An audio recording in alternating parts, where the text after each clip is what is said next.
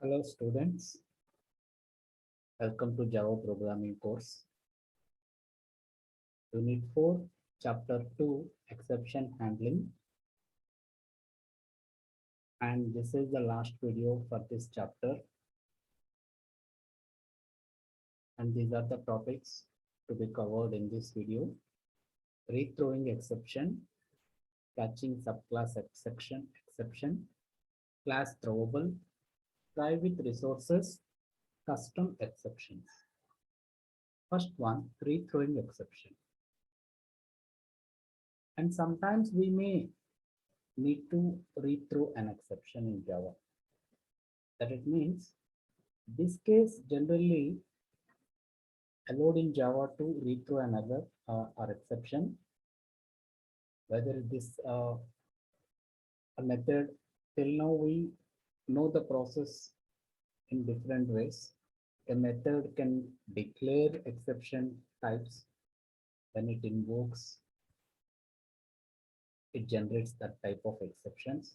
Inside method, we can throw an exception, or any part of Java program can throw an exception like that.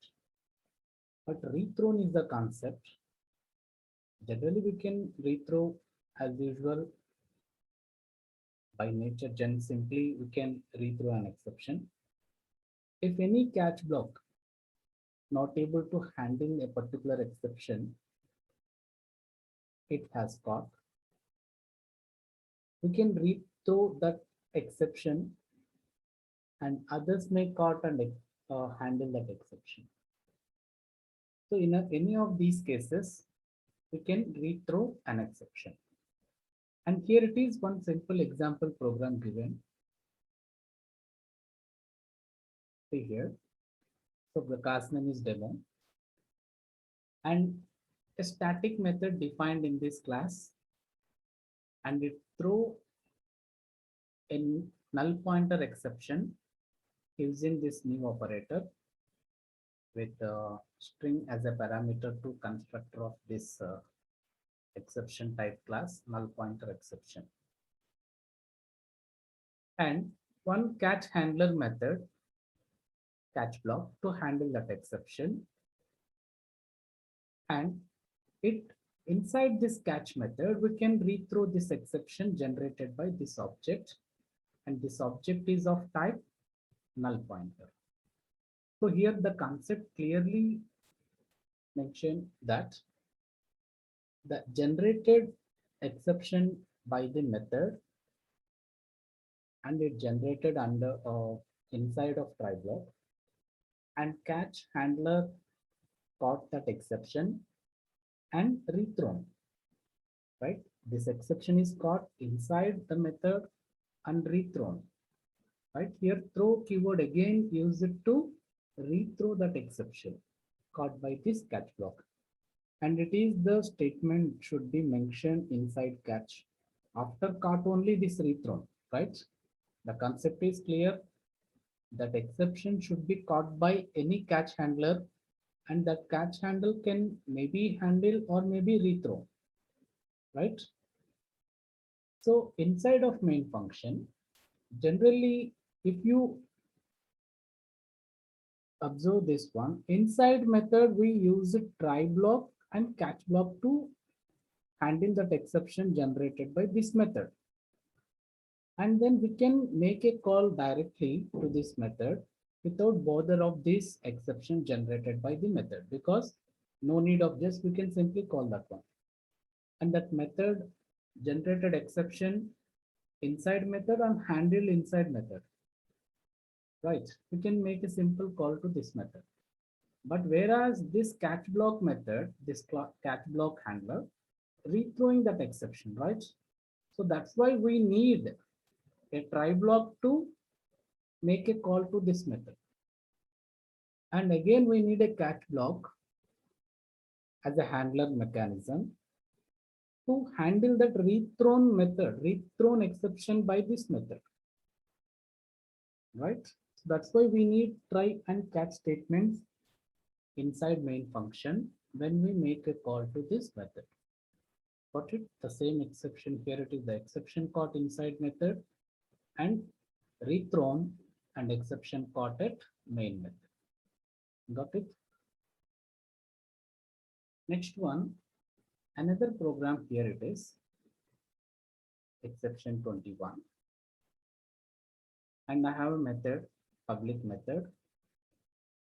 Here it is example with two exceptions. So inside this method, I use one scanner class object defined by importing this scanner class from util package of Java, and one array name ARR and initialized with values, 6 values, 10, 20, 30, 208. The size of array is 6. And I'm displaying array. Next two statements, I'm using here for each statement to display the values of array one by one. To display the values of array one by one.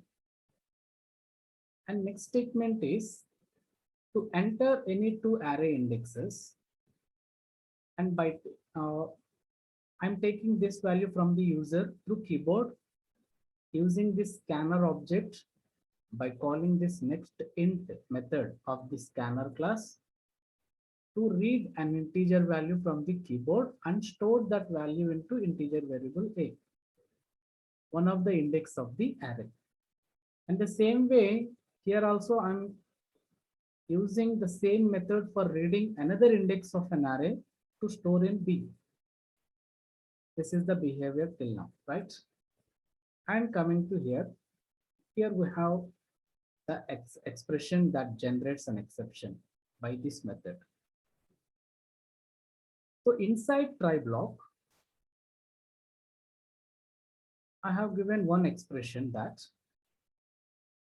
whatever the index read by this variable a, and that index element is divided by the element with b index of the array. So this is the expression given. So while doing this type of expression and operation and storing the result into this variable result and displaying this value, this is my part of code which generates an error. What is the chance to occur or generate an error here? It is that here both the index values we are reading into two variables a and b, right? Any index variable, any index of an array we can read. Suppose when we read the index of this element into B, then this statement becomes something by 0, that is divided by 0. It generates arithmetic exception simply, right? Or this expression gives one type of expression exception, okay?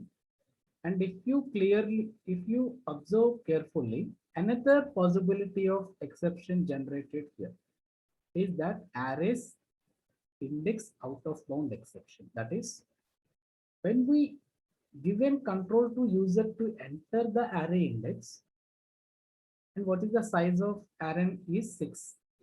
What is the index range here? 0 to 5. 0 to 5. Within this index range only the array able to load that values to this expression. When I'm trying to enter beyond this index size, for example, I'm given size 9 to any of these A or B, that it is nothing but another exception here, right? Two exceptions will generate by this expression. So all of you please listen once again here. We are generating, we have a method. Inside method we have an array, and based on that array elements and indexes, I have written one expression operation. This expression may generate two types of exceptions. One is arithmetic exception, another one is arrays index out of bound exception. So coming to the catch blocks after this try statement within the method, if you remember this one, within the method I'm maintaining this try block for generating exceptions, and two catch blocks for handle that two types of exceptions called array bound, array index out of bounds exception and arithmetic exception, right? So inside this catch handlers, so I am just throwing that exceptions right here. This here it is rethrown. It is the concept called rethrown. So already this try block generates exception and thrown automatically here. This is another variation of rethrowing exception. Inside of this try, whatever the exception generated, either may be arithmetic or array bound, so both are automatically thrown, right? So by catching these catch handlers, again rethrowing those exceptions, right? So here, these are the behaviors of catch blocks. And coming to the main method, so here it was invoked. The method was invoked by method name followed before precedes with constructor of that class. What is the class name here? Exception 21. So using this new operator, what it means? So without creating an object, we are virtually calling that method using this new keyword, new operator, followed by the constructor of the method to allocate memory for this method, variables, everything, and invoking that method with name. So this is one way of programming step to call a method of a class without creating an object of type step. So this is new way, right? Understood? And coming to execution part of this one, 21. So see here the same program we have taken. Go to execution part, control command prompt 21.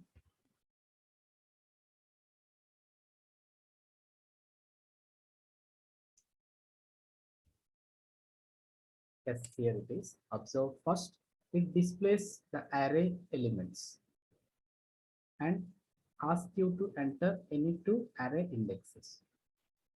So you can, before enter this one, just once again go back to PPT. See here, first of all. So when we execute this program, the array is displayed. The indexes of array is 0, 1, 2, 3, 4, and 5. The total size is 6. Index range 0 to 5. Enter any two array indexes. I have given 2 and 3. 2 and 3 means these two. 30 by 2. I have given expression A by B, right? A by B. So A is 2 and B is 3. So 30 by 2 answer is 15. So no arithmetic exception generated, no array bound exception generated. Right? Same. Again, I'm executing the same array displayed. Now I have given 3, 4. So 3, 4 means 2 by 0. So 2 by 0 is nothing but one arithmetic exception generated. And it's 3 thrown. So default handler handled this expression, this exception, right? That's why it displayed the string description of an exception using stack trace. Okay. Again, I'm executing the same program. Now I'm giving two indexes 5, 9. So here 9 is an exception, right? So actual size is 6. Beyond this index 5, there are no index positions to access from this array. So this is an array bound exception. So it is considered as index out of bound exception also. Right? Got it? The same way here, come back to command prompt and try to execute once again. 2, 3, 12, 15. Once again, now I'm giving 0, 1, 5. that is 10 by 8, that is 1. Now I'm giving beyond the range uh, 2 and something 9. So it is index out of bound exception. Okay.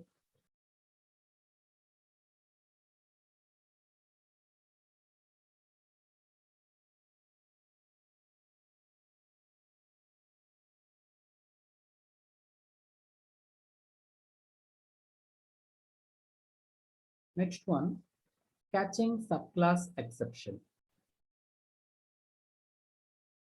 So here the concept is subclass, nothing but when we are in the concept of inheritance, superclass and subclass, we know that.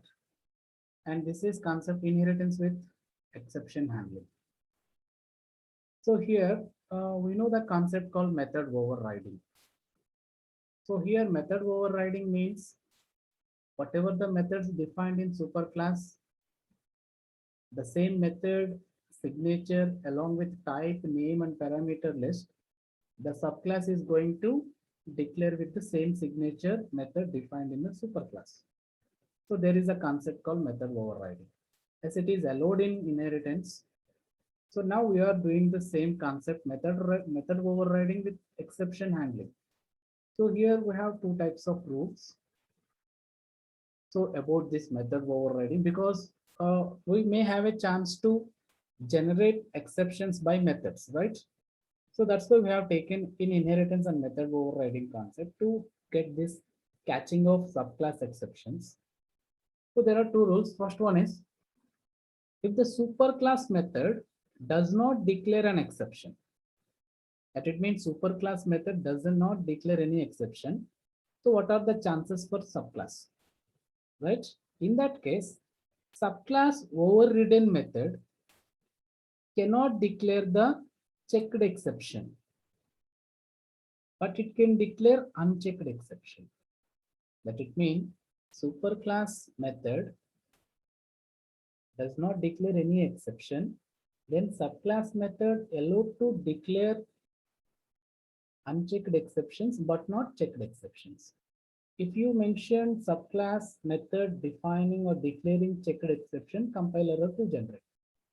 Okay.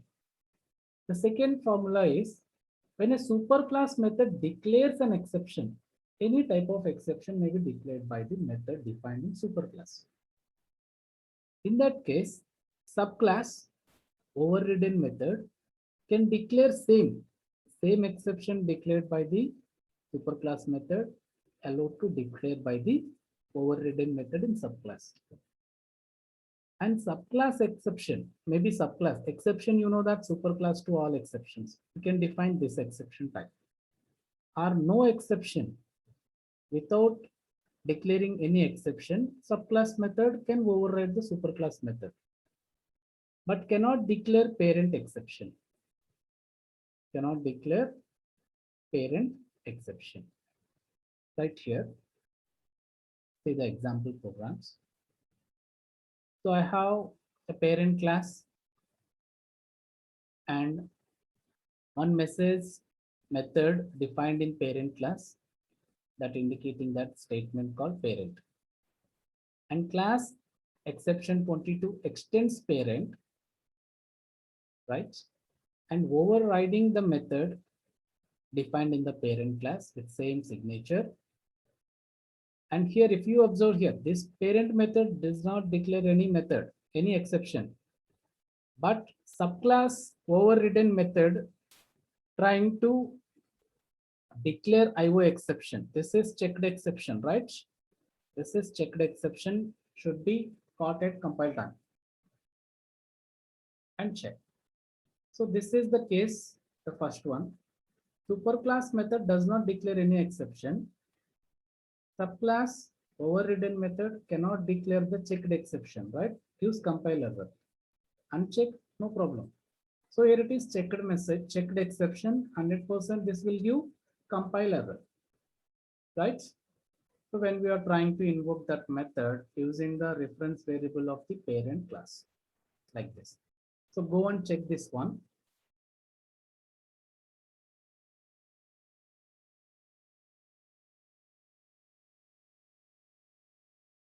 Okay, here, same program, coming to command prompt, 22 as it generated compiler error, because observe here, this message in subclass cannot override message in parent and throws IO exception, because the overridden method does not throw IO exception, because IO exception is a checked exception. So when parent method not declare any, doesn't declare any exception, then how this overridden method of subclass can throw checked exception? It doesn't allow, right? That's why it given compiler. That is the rule one. Okay. Next one.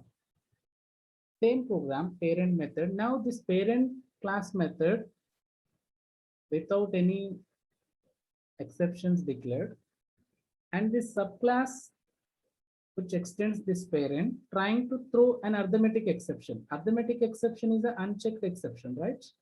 Unchecked exception. It allows to declare this type of exception. Checked exception not allowed, but unchecked allowed. So by invoking this method by the reference variable of the parent class and allocating refer to the subclass objects. So this is rule 2. So it is accepted.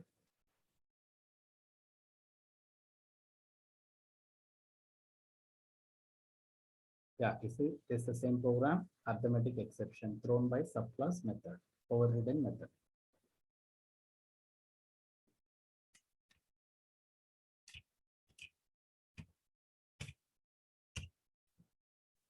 Compiled successfully. Java exception 23. So child class method invoked and executed. Got it? In the same way, the parent class declared any exception and the child class declared the same and no exception like that allowed. And we are not mentioning those programs here. Just do practice on these things. Okay. Next one, class throwable. So class throwable is a superclass to all errors and exceptions in the Java language. So this is the parent class and it holds all the exceptions errors generated by Java programs. So this class provides several methods like get message, get suppressed, get stack trace, fill in stack trace, get localizer message, init cause, get cause, print stack trace. This method is already seen, right? In the previous videos. And coming to the get message. So here one simple program, how to get the exceptions by using throwable class here. So one method there, get message method of Java throwable class, use it to get a detailed message of the throwable. That throwable exception or error, whatever it may be, and we can invoke this method of this throwable class by the object of this throwable class, and it gives the complete and detailed information about that exception. So I have a class called exception 24 and main method.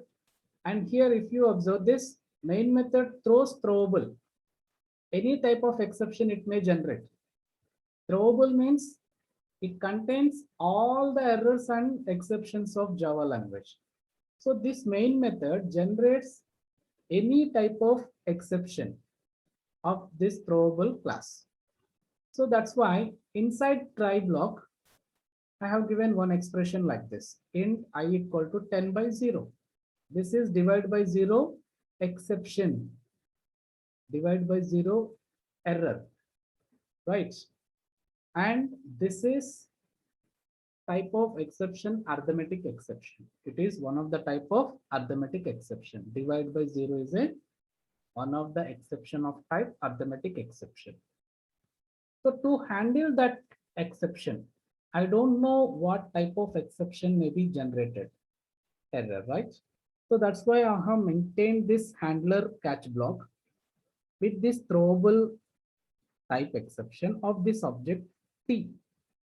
So in println statement, T dot get message, whatever the throwable exception generate by the main method, and display that detailed message of the throwable exception, right? So by executing this one, we will get output like this. Then go to the part of program here, C. So this is the program same as it is taken, and go to command prompt and execute this one as it is.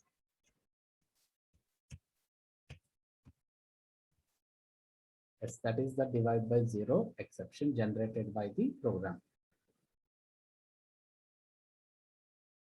Next one, print stack trace method by the throwable class. So it is used to print the throwable along with other details like class name and line number where the exception occurred. And we know this process from the video one of this exception chapter. This stack trace takes the complete detailed information about the class name, method name, line number, and where the exception occurred from the starting point. It maintains everything. And here coming to here, you can import this throwable class, and throwable class is a class of language package of Java by importing, and it's not mandatory, it is an optional. And exception 25 inside of main, and this main can throw throwable of object any type of exception, right? I have given the same type of statement like this here, and catch handler throwable E, and E dot print stack trace method called here, and I'm calling in addition to this one get cause. What is the cause to occur this exception, right? So here system dot error is a sign error displaying thing. This is also a new statement for you. Again dot system dot error dot println error printing. So cause we are printing that type of error. So by running this one program, it gives this one.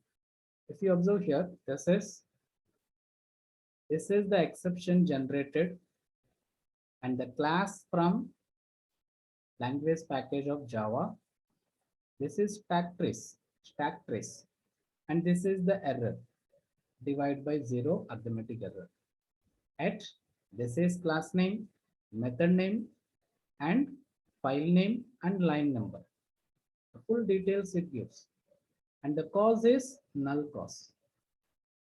Okay, and go to execution of this one.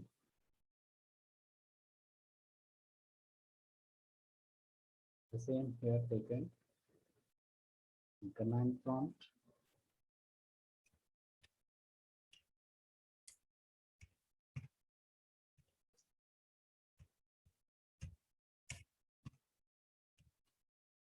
Here, full details of the exception or throwable object generated, right?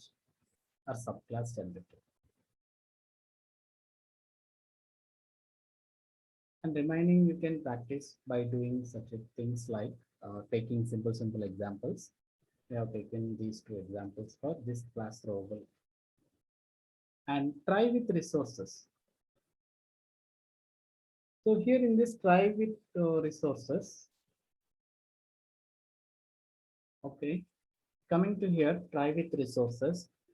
So this is the new feature added to Java JDK. Here we are working with files. It's a little bit important and easy. And later we discuss all these in later topics also. So coming to here, class exception 26, main method, and I have taken one string line object of string type, and try we can use like this. Till now we have used just try like this, and here we can use this try as a method type using this parenthesis. try like this. Okay. So this is the thing, try with resources, new feature added. So try, I have taken one buffer reader. This can be used to read the content from the any text file or any file you can mention in the path. So this buffer reader object BR and it new operator, and this is constructor. Inside of this constructor, so why we are using this buffer reader? So to open a file in a reader mode using this new operator for the file text.test.text, right? So this is the resource we have connected with this try statement. So try with resource. What type of resource here it is connected is one text file named test, and that is open for file read operation. So when from this text file, whatever the content in this file, so we are applying that reading operation using this buffer reader object, and I'm storing that line by line data into string line object. So string line object already defined.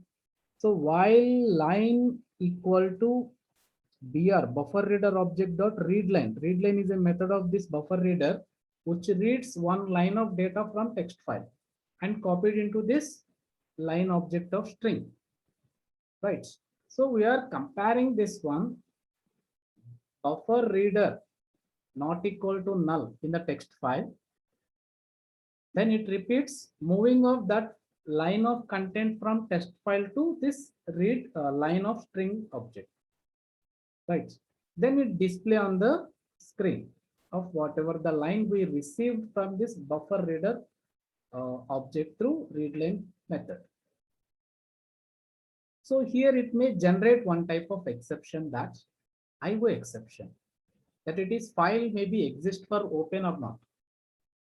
First of all, we need to get that file data read operation nothing but we are open the file and starting reading content line by line from the text file. If the file exists, the process will run. Otherwise, it gives an error. There is no such a test.txt file exist in your directory. So to handle that exception, we need a catch handler and IO exception in try block and get the message of that. And we no need to mention the throwable here by the main method because throwable is a superclass to all exceptions. We can call those methods by subclass objects of the throwable.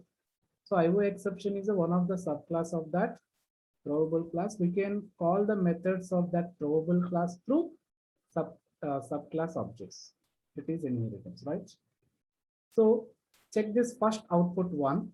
If test.txt file not exist in your current directory, then it gives IO exception generated and it caught by this catch block, right? The system cannot find the file specified.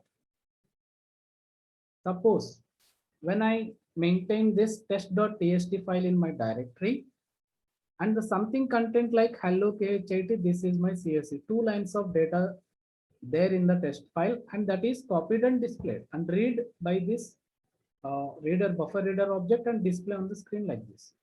So both will check in the example program. Remember that exception 26. So that is the same code here we taken. The same, first go to the directory, check for the file is there in the directory or not. So see here, come to this one. Yes, test file is there. I'm removing this one and there is no test file in this directory. Once again, check it. So go and execute that one. That program at command prompt. Exception 26. Okay. So compile and execute. So IO exception is generated in try block. The system cannot find the file specified in the directory. So once again, to get resolve this situation, create a text file So go to your directory. So here I have a new text document, just open it and replace hello KHIT. Next line, this is PSC. So I have two lines given in this file and I am saving this file as test tst.txt. Same, save this file, close this one and check once again here. This is test file, text document name with test, and go to command prompt and again recompile. No command compile error because the file existed and the content already copied, and execute this one as it is. First line is hello KHIT is read from the file and displayed on the screen. Second line also read and displayed on the screen. Got it? Then go to this one, understood, try with resources. Got it? Okay. Next one, try with multiple resources. So here it is one more example to understand. Please concentrate here. Some new features added to Java here. So I have two import packages. One is IO package, util package, and main method. Here I'm specifying clearly throws IO exception. My method anytime can throw an IO exception. In the previous one, it didn't mention here any type of exception. This is an optional thing. That's why here I mentioned some. My main method can throw an exception called IO exception. So inside try, I have same thing, scanner class here, not string before, and buffer reader also there, the same function, do the same process as the scanner class did. And I told you when the first time using of this scanner class, there is another alternative class for this in packages, that buffer reader class in IO package. And the same scanner class from util package. So this scanner class also reads the data from keyboard or anything from the resource. So here it is the resource called test read. Test read is a file name that is open, and we are scanning from that text read one by one data, reading from the test read file, and we are writing. Print writer is a one of the class, and we are using this print writer class for using that object. We are writing into that file called testwrite.txt.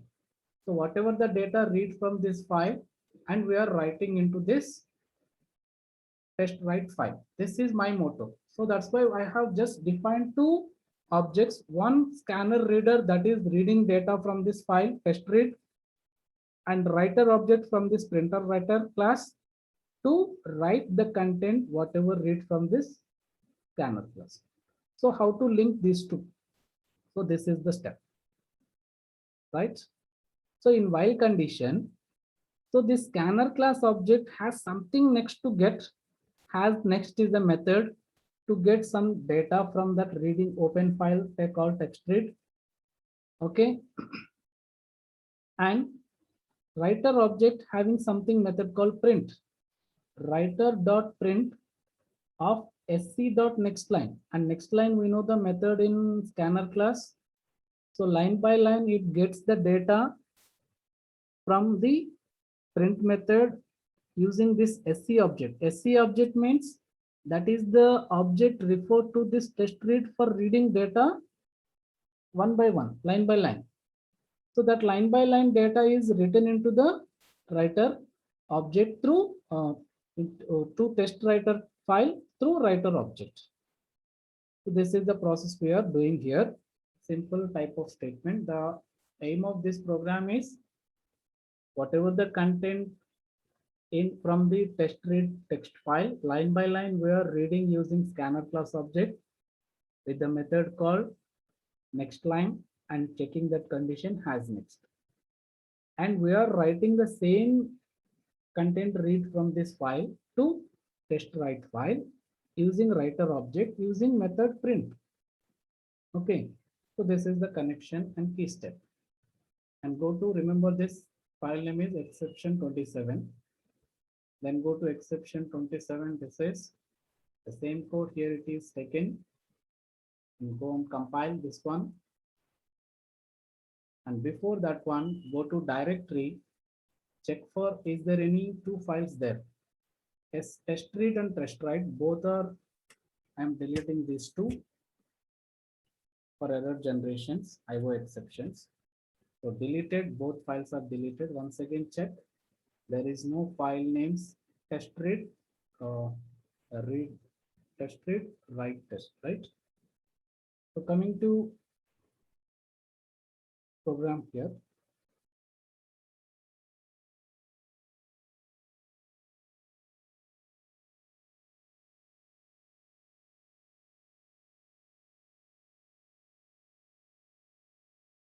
S27 test read, test write. Okay. Go to command prompt.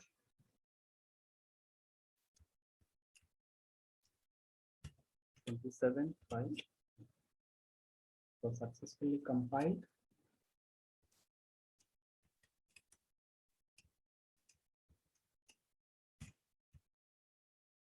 So it gives runtime error that file not found exception. So java.io.file not exception. Test read file is not available, right? So this is the stack trace information about the exceptions generated. File is open, input stream, file is scanned, everything. Everything is mentioned here, open file, where, everything like that. Okay. So when we go to create it, the same files, go to directory, open text file.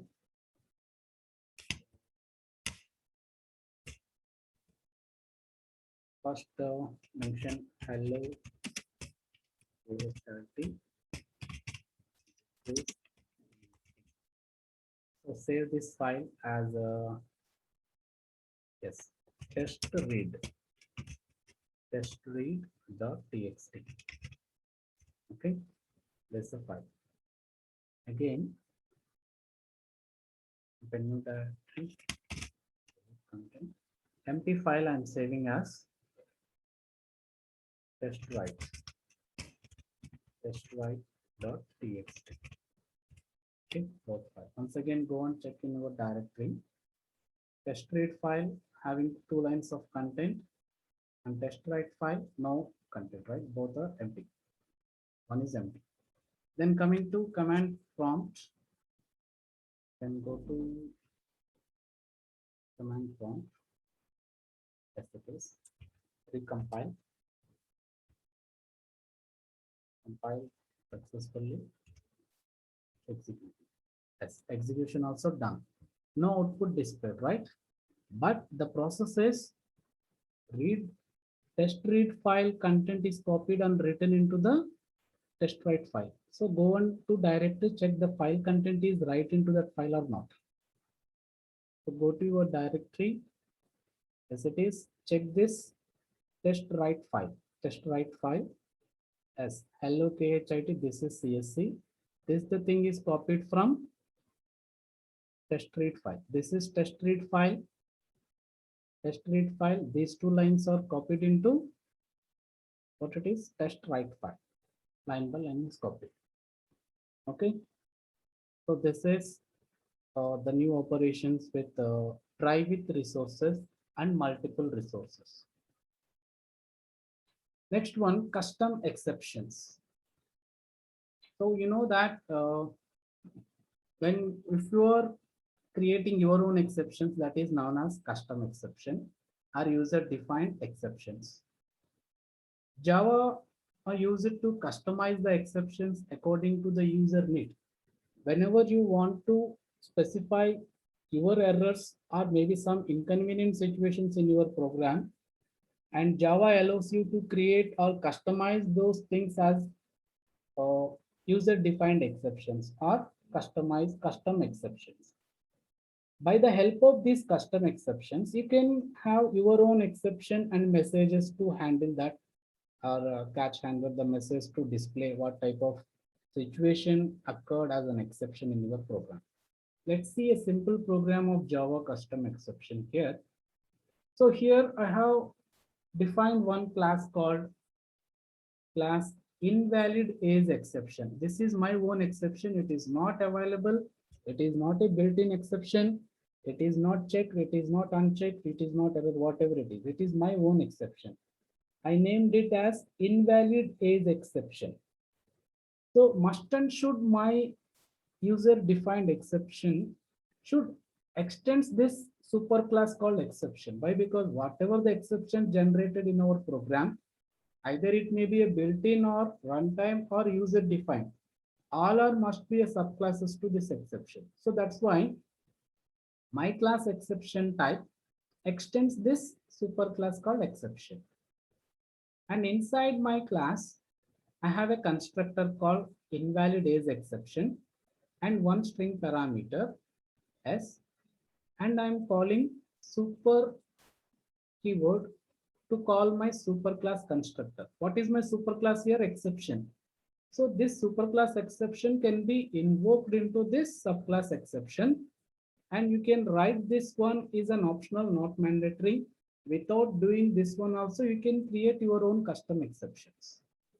So now one exception is created. This is my one exception. I can invoke in and can throw any of your programs as you wish. Next thing, coming to the example program here, I have a method called validate, static method defined in my class, and taking one parameter age, and it throws invalid age exception. It is my exception, my user exception, user defined exception. Some of my programs or any other programs, they want to validate age point of view. Based on some conditions and calculations, that method may generate invalid age exception. In my program, my point of view, if any person age having below 18, so that considered as an invalid age exception for to opt vote case vote. They are not valid to take vote or opt vote, right? So in that case, so I can use my user defined exception like this.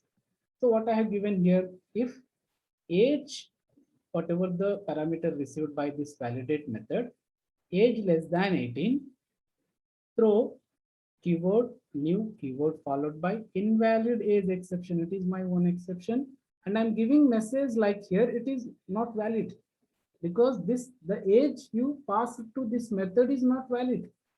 That it means the value is less than 18, that is not valid, and you are not allowed to take opt or vote. If this condition is failed, then else will part, then welcome to vote. Why? Because the age is constant is satisfied. No invalid age exception is generated. So coming to the public static void main method. So inside this, I have make a call to this validate by passing 13. Right? 13 is a less than 18, 100% it generates exception. Right? So that's why I have maintained this method call into try block and one catch exception. And I don't know even what type of exception it may generate. That's why I mentioned here exception.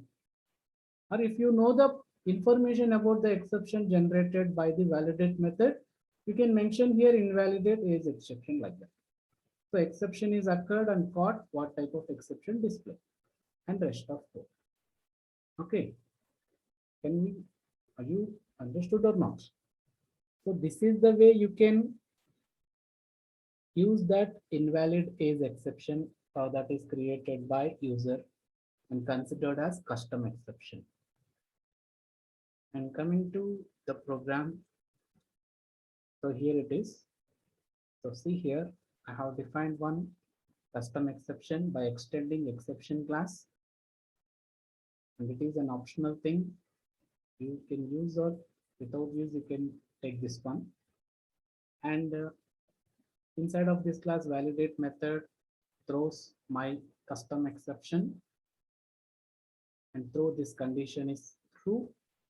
When this condition is true, it throw this custom exception with message. Why? Because this custom exception defined inside my class as a string accepted constructor, right?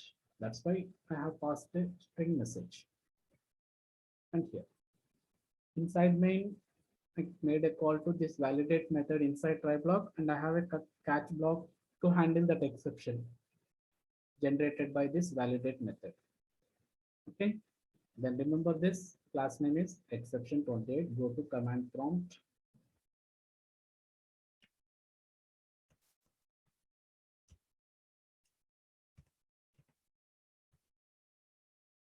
Compile successfully. Run this one. Exception occurred. Invalid is exception, not valid. Why? Because the input given here it is 13. Age value 13, right? So go to program, change the parameter. Come to here. So change this one as 19. Then no exception will generate. Save the file and command prompt. Recompile and run this one. The welcome to vote, rest of the code generate. Got it? So this is the thing, something related to custom exceptions. And these are the references. Thank you.